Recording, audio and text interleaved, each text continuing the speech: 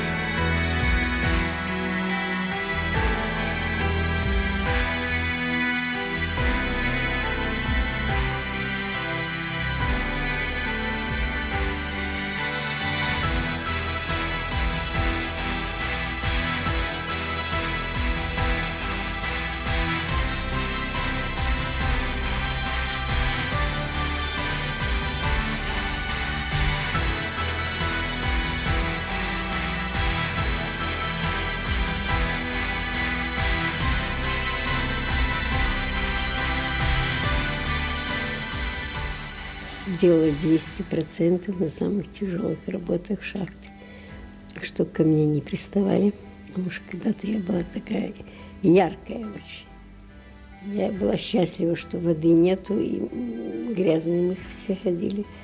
Мыться было невозможно, никто не видел ни румянцев моих, ни внешность. И это меня спасало, и очень спасало. Мы были в более привилегированном положении, поскольку мы были женщины. Все-таки меньше были.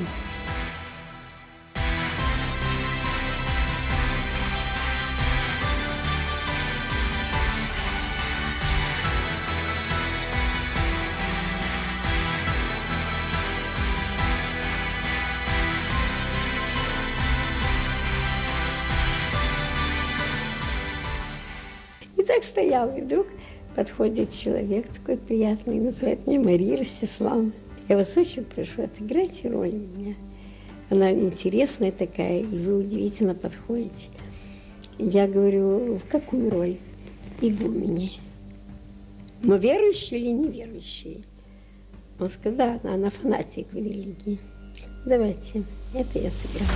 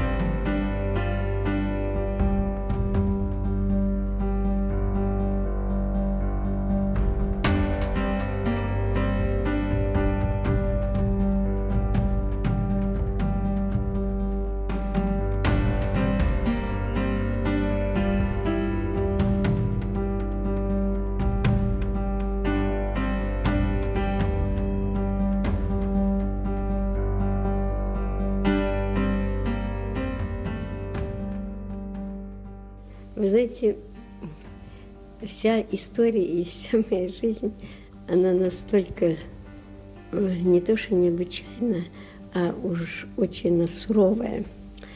Но познав радость торжества победы над духом, то есть над силой духа, то я уже воспринимала это как должное и даже как созерцание